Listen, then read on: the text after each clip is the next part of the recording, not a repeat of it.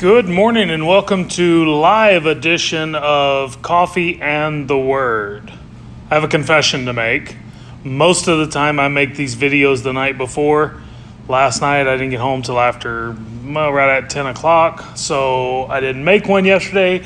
So you get live edition, which we'll see how that works out for you. Anyway, I got up this morning, did my workout, got the blood pumping.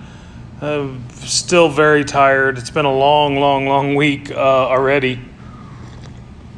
And you're like, Dale, it's Wednesday. Yes, it's hump day, which is awesome. But today I want to talk to you about something that I think is extremely important to keep in the forefront of your mind.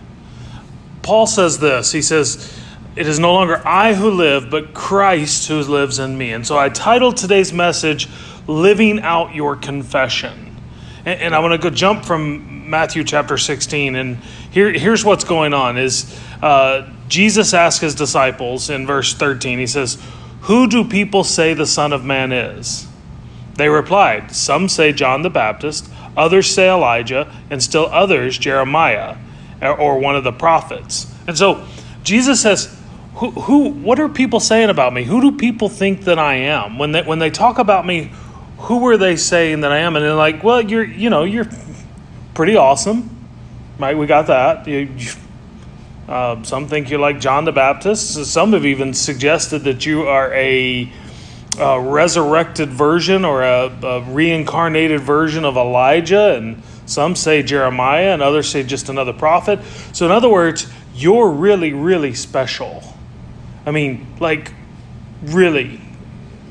People have a lot of respect for you.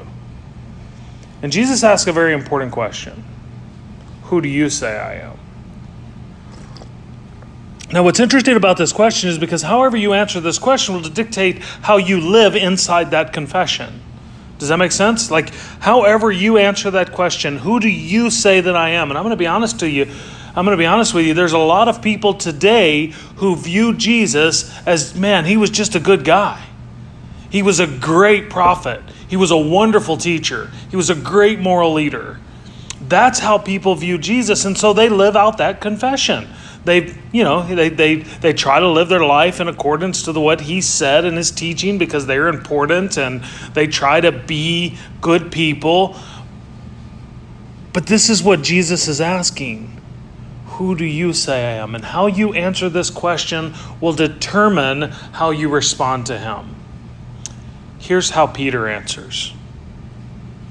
Simon Peter answered, "You are the Messiah, the Son of the living God." This is an important answer. You're not just another prophet.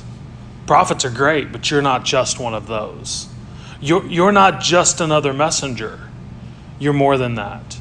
You are Messiah. Messiah is the prophesied one. Messiah is the one who would come and take away the sins of the world. Messiah is the one who would come and tear down the barrier between us and God. Messiah is the one who would wash away the sins of the world. Messiah is who everyone had been waiting for, looking for, hoping for. And then he says another thing. You are the Son of the living God.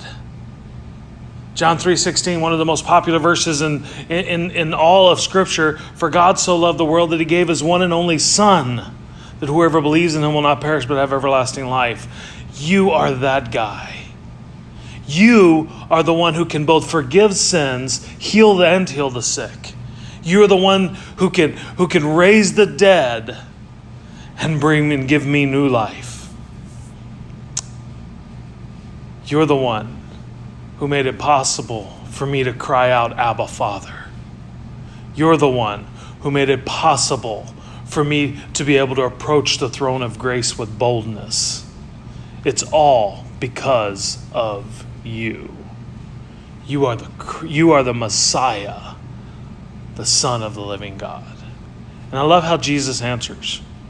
He said, "Blessed are you, Simon, son of Jonah, for this was not revealed to you by flesh and blood, but by my Father in heaven.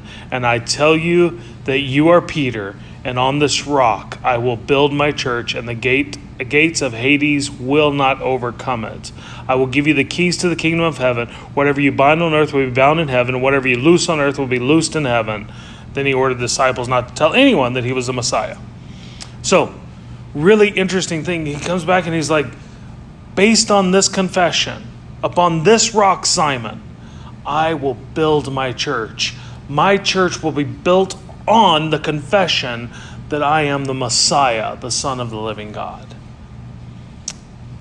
And to this day, that is the cornerstone of the church.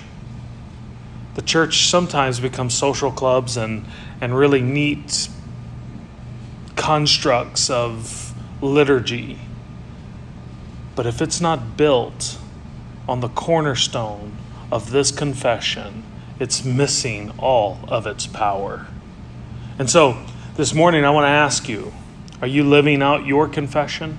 You see, because if we believe he's Messiah, then we believe he is the way, the truth, and the life, and that no one comes to the Father except through him. If we believe that he's the Messiah, we believe that he is the only avenue of salvation. If we believe he's the Messiah, we know that you can't achieve the life that God called you to apart from him. If he's the Messiah, then your life needs to represent that. If he's the Messiah, then what can man do to me? He's already conquered death. If he's the Messiah, are you living out your confession?